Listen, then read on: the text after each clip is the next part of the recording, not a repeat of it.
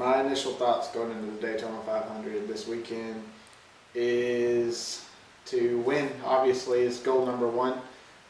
Whether or not that's attainable will remain to be seen. The Daytona 500 is a very unpredictable race. It's probably the most and least prepared you can be for a race because you never know what's going to happen. You always stand a chance to win, but at the same time, you're just as likely to hit the wall in turn one in something that you had nothing to do with. So I'd say just control the things I can control, and we'll see how it goes. It's exciting because we missed the 500 last year, so we have, as a team, we have a chance to compete and hopefully get in that first race split. Along with that, my other initial thought is I hope to God we finish this and don't wreck it.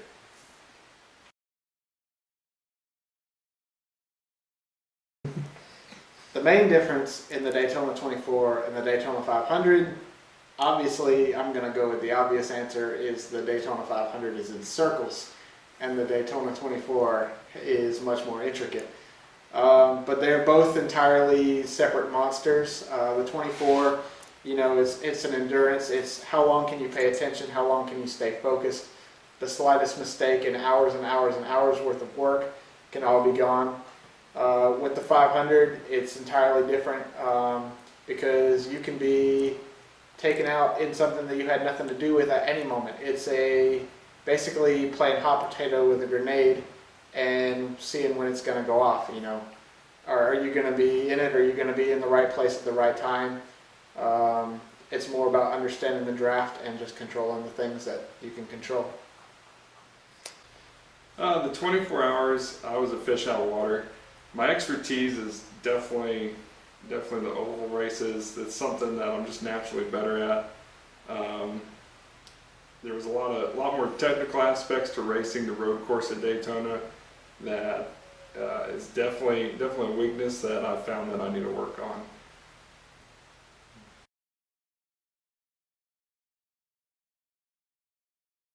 My strategy during the Daytona 500 is to link up with my teammate Jason Anderson as quickly as I can.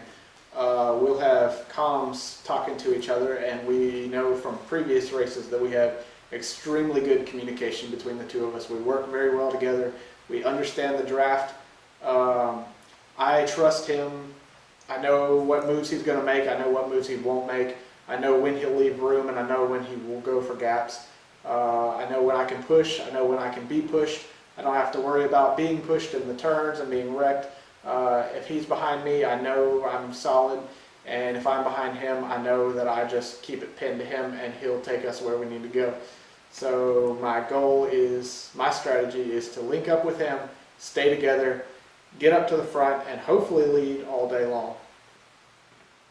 My strategy for the Daytona 500 is try to stay up at the front as much as possible.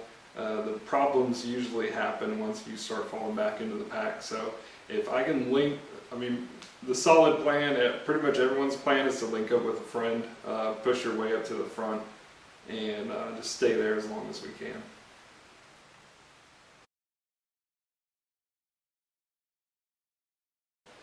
Avoiding the big one is, unpredictable. Are you in the right place at the right time? The only way you can there's two ways to guarantee to avoid the big one. That is be on pit road when it happens or be in the lead. And even that one's not so guaranteed because if you get turned from behind you, that could trigger the big one. But the safest way to avoid the big one is to stay linked up with my teammate and try to stay in the front of the pack all day. I stay as far away from Matt Ridgway as possible. It's a running joke that if there's ever a crash, it's usually me and him. But with the actual big one, there's no real... I haven't found a good way to dodge it yet. It's like 50% luck whether you're on the right part of the track when it happens.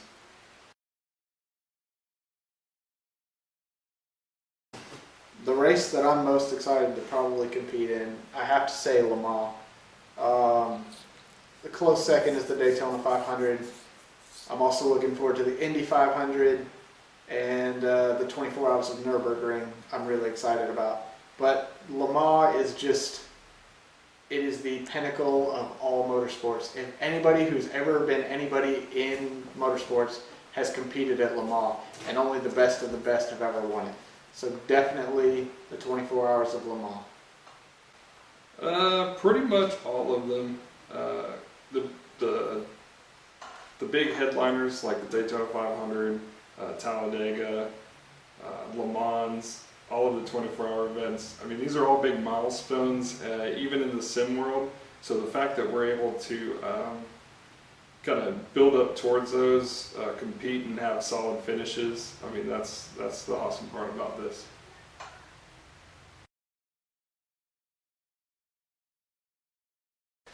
I would say it's definitely more pressure racing with an invested sponsor on the car.